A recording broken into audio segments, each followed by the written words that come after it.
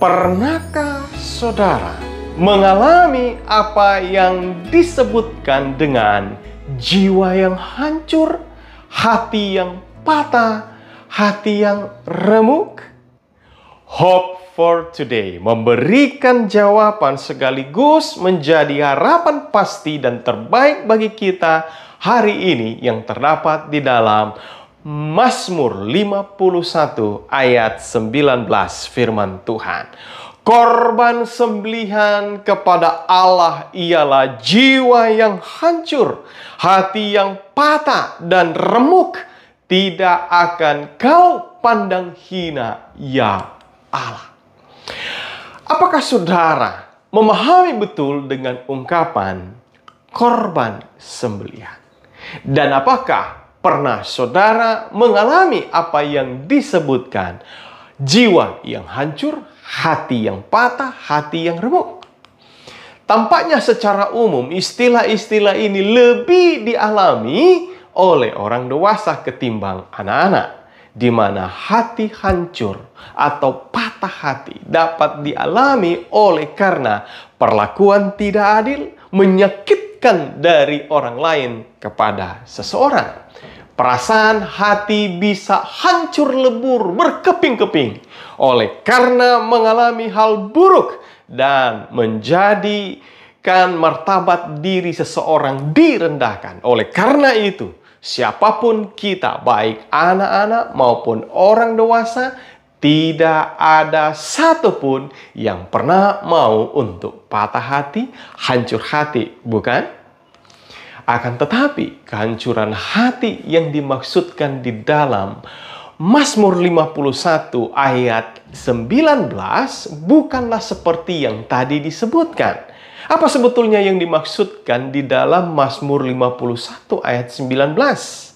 Ya, benar, ayat ini sedang berbicara mengenai hal kehancuran hati yang memberikan penekanan kepada respon diri kita sendiri terhadap sesuatu yang kita telah lakukan yang justru seharusnya tidak dilakukan. Dan itu adalah menyangkut tentang hubungan kita dengan Allah.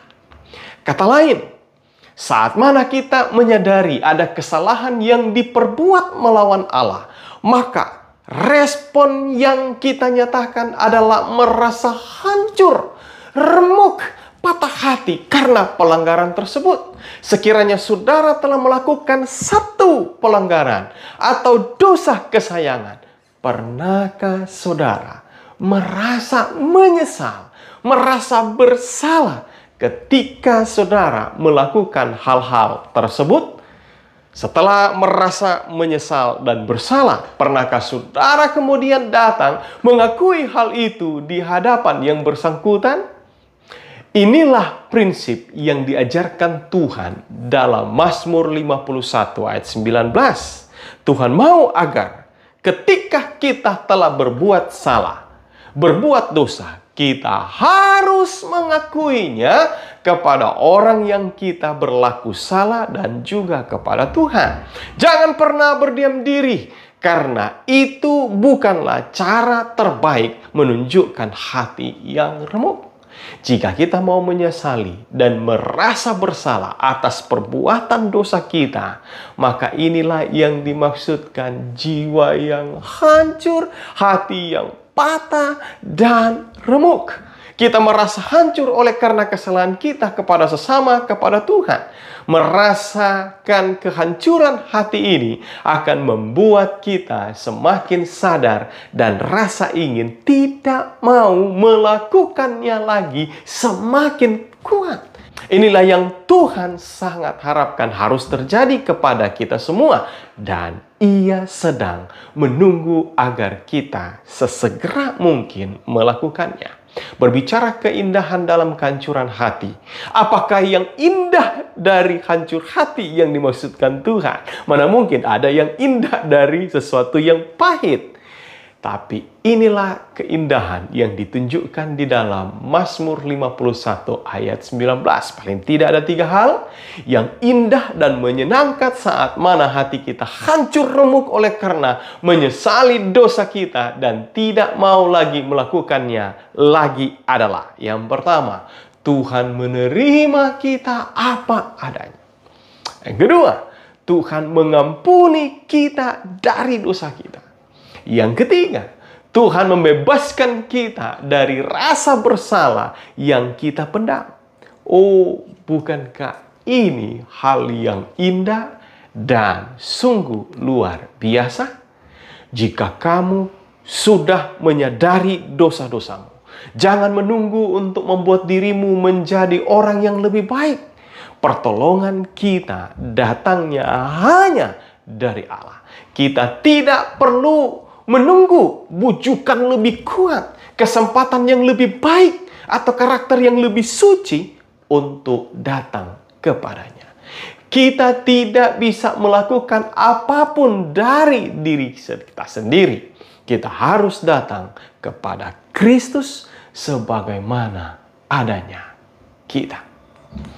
Harapan terbaik hari ini adalah berilah hatimu dalam pertobatan sungguh-sungguh dari hati yang hancur, hati yang patah dan remuk untuk boleh menjadi korban sembelihan persembahan kita yang terbaik kepada Allah. Terima kasih Tuhan, Engkau menerima kami apa adanya. Terima kasih Tuhan, Engkau mengampuni kami dari dosa.